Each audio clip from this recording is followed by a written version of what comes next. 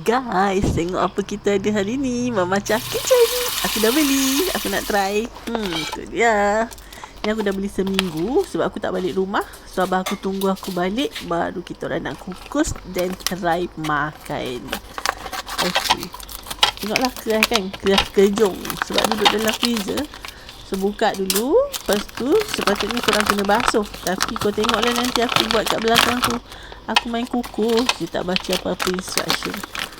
So kalau korang keluarkan peti ais tu, korang basuh dulu kejap ataupun biar dulu kat luar sekejap, dan baru korang kukus. So enjoy the video. Keras nak mampus. Ikat pakai tali.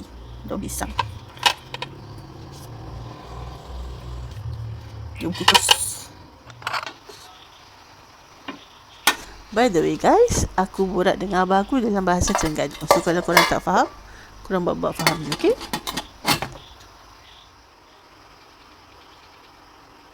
Alamak, aku lupa basahkan.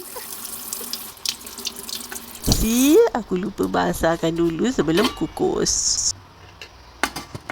Ini lagi satu penderhakaan. Sepatutnya 3 ke 5 minit sahaja. Tapi sebabkan aku letak, aku tinggal. Lepas buat itu, baru aku ingat aku ada kukus makan. So dalam 10 ke 15 minit lebih jugalah kot. Macam tu. Tapi dia okey je sebenarnya. Bakcang. Awak pernah makan?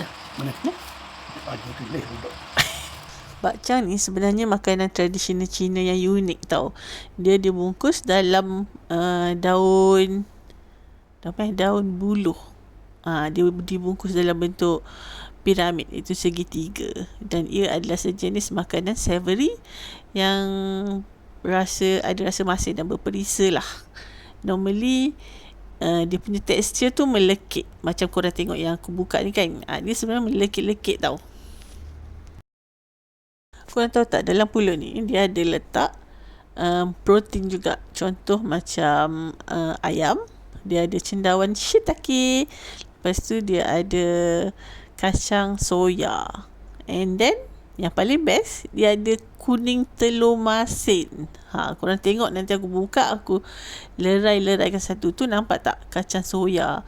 So dia bila kau makan tu, dia akan rasa masin, dia akan rasa berlemak macam tu. Sedap. Lepas. Rambut abang terbang. Kasih abang komen.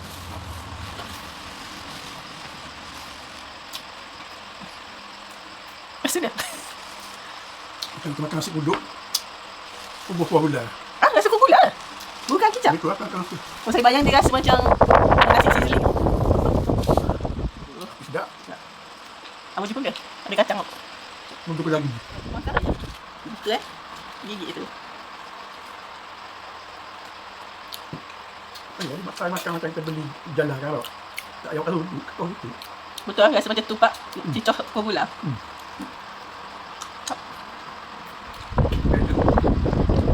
Ada ayam. Patutlah laku. Namanya nak beli. Kita makan dengan sos. Dia kata makan dengan sos dah. Oh, dalam dia.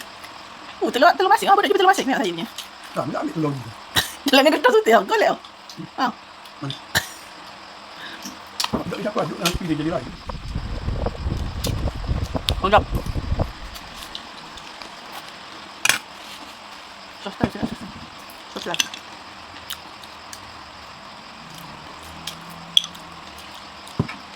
Orang Cina pun beli dengan dia ni. Sebab orang Cina nak tahu sedap ke tak. Sama ke tak dengan macam orang Cina biasa makan. Orang aku sedap. Ini nanti sedap.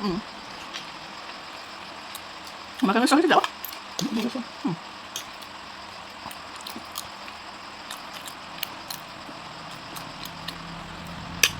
Misal kita makan nasi tu. Bila tak sauri.